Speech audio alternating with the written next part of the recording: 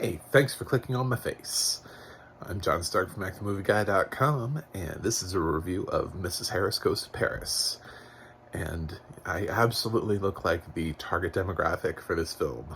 Definitely. So I'm sure I was your first choice on a film that's been out now for a while. But I'm a blind film critic, so I reviewed this with audio description, and this film recently landed on Peacock. And that's how it came across my table here. Yeah, I mean, I like films across all genres, so there was no reason for me not to like this film. It's got really lovely, sort of whimsical audio description, is how I would describe it. It feels the film itself is very light and whimsical, and the audio description kind of felt very light as well. So I really enjoyed that. I felt like the voice that was chosen. Unfortunately, Peacock never lets me watch the credits to anything. I mean, sometimes, like, the movie ends and we don't even get to a credit. Like, it's just like, movie over, here's the next thing. It's just like, so I don't even usually get directed by. Sometimes that's all I get, directed by so and so, and then it just cuts. So I didn't get anything. It just took me. It knew exactly when the last frame of the movie was. And it was just like, let's find something else for him to watch. We don't want him to leave the streaming service. God forbid he watch credits. I remember working in movie theaters, and it was like, if you stop the credits, the movie companies will know, and they will come for us in the night. These credits are very important. We have to let them run all the way through. Nowadays, streaming services just cut credits out. Like, yeah, whatever. So it's yeah. Obviously, this film is Jason Statham he plays spy who Mrs. Harris has been kidnapped, and she's been taken to Paris, and it's up to him to go in and kick some ass and rescue. No, that's not what the film is about. It's about a cleaning lady, a maid, I don't know, whatever you want to call her, played by Leslie Manville, who she sees a dress, and she really wants one of her own, and she thinks it will complete her life. So she rustles up the cash to take a trip to Paris to have this dress, to get this dress that she wants so bad, in Paris, made by Dior, and that's the film. It's kind of a wish fulfillment film, when you want something, go out and get it. Somebody who hasn't really taken an adventure or taken a leap, goes out and does it, and takes a leap and goes out and does something. And it might be for a really silly reason that you don't agree with, but as long as the film and the character can sell that to you as being reason enough, the film ends up working. It's usually just a catalyst to get a character out of sort of their routine and get them into this new world of discovery where they find themselves meeting new people, going to new places, and having sort of a nice little jaunt on screen. And that's what this is. It's light, it's airy, it's something that I'm sure a certain targeted demographic was always meant to enjoy. I didn't really like it that much, but then again, this is one of those films where I say, I think it just missed me. I look at this film and I go, yeah, I didn't like it. I also watched this with my mom and she loved it. So, like, she thought it was like the best thing ever. So, for me to say I didn't like it, I fully recognize it was just, I just didn't connect with I mean, I saw what was happening, but for me, it just kind of felt, I was a little bored. Um, I don't know how else to really put that. I mean, it's not like I don't like films like this, where I've seen older British ladies doing their thing before. But usually it comes with a bit more comedy than this, like a little bit more obvious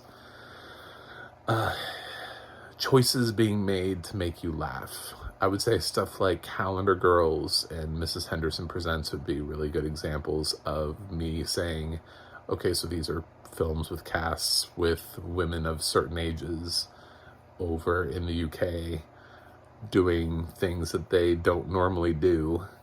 But those films have a bit more obvious humor in it, and this film is a little bit more straightforward in her journey, and has a little bit more dramatic depth to it, and I wasn't quite as connected. I also think this film is probably very visual. When you're talking about a film that's based around a dress, and a very certain look of this dress, and even with a description of the dress, I'm not into fashion. I don't know if you guys picked up on that when I'm usually doing videos wearing like a beanie or a hoodie or a t-shirt. This is also not my world. So it's really hard to get me excited about a dress. I realize the dress doesn't really, it's just a plot device. It could be anything. She could have left the house for any reason to get anything, like a new car, a puppy, anything to get her out of her element. But when so much of the story is revolving around the fashion industry and this dress, and I don't know, there were just so many reasons I just didn't connect to it. I don't think it's a bad film, but it's a film I just really won't remember.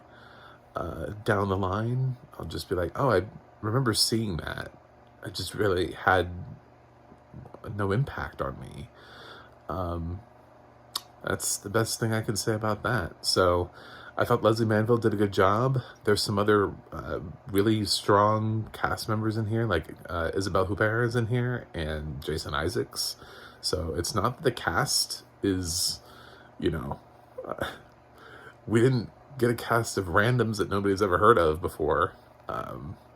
So there's nothing wrong there. There's nothing wrong with the film. It's just, I didn't like it. I fully think that a lot of other people will. I think that's just me. This is one of those rare times where I'm going to say, my grade is only reflective of, if you think you are like me, maybe then you won't like it. But if you're not like me, I'm trying to tell you it's nice, it's whimsical, it's light, it's fluffy. It might be a little too long for its own good. Be maybe my only suggestion, where I think somebody else may agree with me on that. It might be a little too long for its own good. But it's not terribly long. It's not like 2.5 hours. It's just like a 2-hour movie. And in this day and age, when we have so many like 90-minute movies, films seem to keep getting shorter because streaming has allowed people to consume things in shorter periods of time. I mean, look at TikTok videos. You've got people that are watching these really short ass things, and like that's how they consume. YouTube has shorts now. Like, it's apparently we can't hold attention spans. So I think this one was thinking that their target audience wasn't really interested in any of that, and they could circumnavigate that process. But there's still like a pacing thing to be had here. And I think maybe the runtime works against it a little bit. But I don't know. I think a lot of people will like this. I just didn't. So I'm going to give Mrs. Harris Goes to Paris a C. I'm just going to give it a C. It's an average. I don't really want to give it a thumbs up or a thumbs down. I just kind of want to shoot down the middle here, and be neutral on this one. So it didn't offend me. I don't hate myself for having seen it, but at the same time, I didn't like it enough to recommend it. So, but I think some people will like this. I do. That's it. If you stayed this long through my review, you might like me. So go ahead and click that subscribe button. and because I'm trying to get to 100 by the end of the year, so a subscribe would be great. If you also want to see more of my stuff, you can go to macthemovieguy.com. You can also go to the audio description project, adp.acb.org. It'll let you know what has audio description and where you can watch it. And you can go to the adna.org. That's the adna.org. And you can look up your favorite movies and TV shows and see who's narrating them. That is it for me today. I gotta go review something else for you guys, but I will see you on the other side.